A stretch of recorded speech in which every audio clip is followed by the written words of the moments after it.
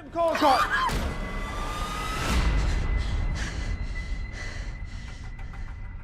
Is there a life after death? Is there an invisible world that surrounds us? Carl here from Games, Brains and Head-Banging Life, gbhblofficial for sure, and it is horror movie review time. From director Stephen Hall, who co-wrote the story with Tim Reynolds, comes The Gates, a Victorian horror movie that is 30 minutes at least too long and fails to use the wonderful Richard Brake to his full potential. A figure of crime, in my opinion. Alongside him, the movie stars John Rhys-Davies, Michael Yari, Alina Delia, Christine Mulhern and David Pearce.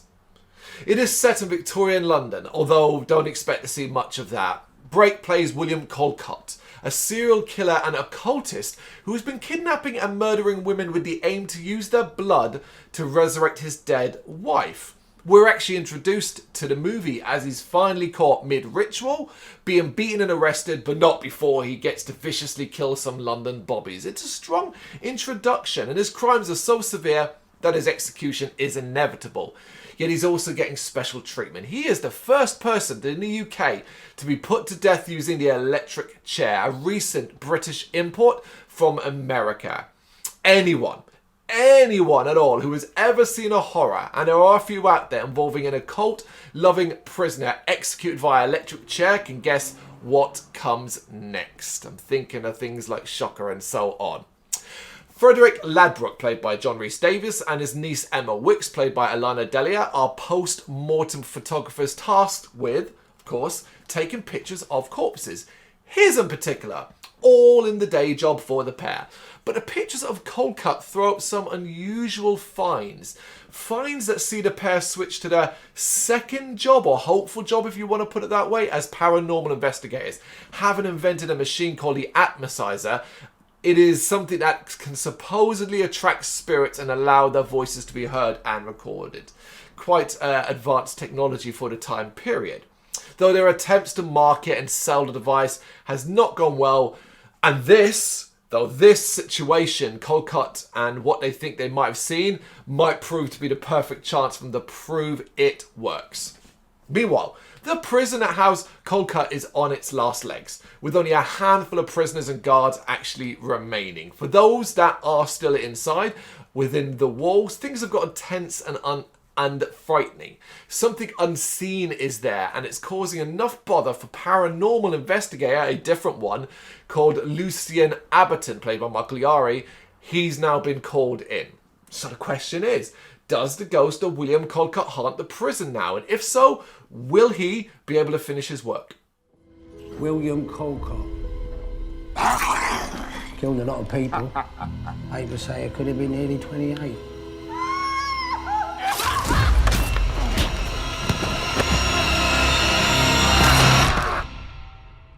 Charming fellow. Set the camera up for me, would you? Very good.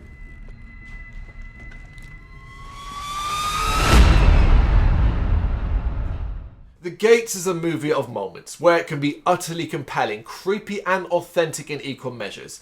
Moments such as the introduction, which allows Richard Brake to do what he does best, girded with all his glory, or moments such as a possessed character hunting a priest, one of the more genuine moments of fright in the film. However, these moments are few and far between, and The Gates is a very long movie. Unnecessarily long, as the writing chooses to focus on questions about religion, technology, the occult, and each's place in a slowly modernizing world. The result of this is a lot of talking, a lot of back and forth conversations between characters who just aren't that interesting and played by actors who just aren't that convincing. Aside from John Rhys-Davies, who seems to have gotten the memo here and does actually seem to be enjoying himself. To put it bluntly, this movie, The Gates, it can be extremely boring, and after a while most will start to feel every minute of its near 2-hour runtime. That is simply unacceptable. But made worse when you take into account the fact that this movie has Richard Brake in it, and he's barely used. In fact, he's only in it as a tangible character for a few minutes overall. Unacceptable.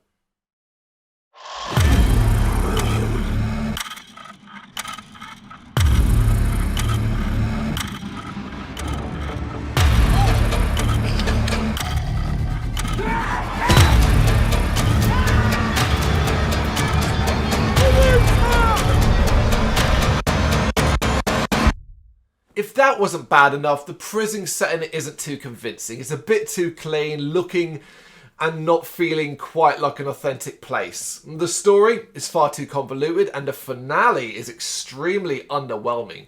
All of which means The Gates is nothing but a subpar horror that promises way more than it actually delivers. Disappointing. What do you reckon? You got any thoughts on it? You know what to do? Let me know in the comments. Thank you very much for watching. If you'd like to see more content like this, please consider hitting the subscribe button. It is gratefully appreciated.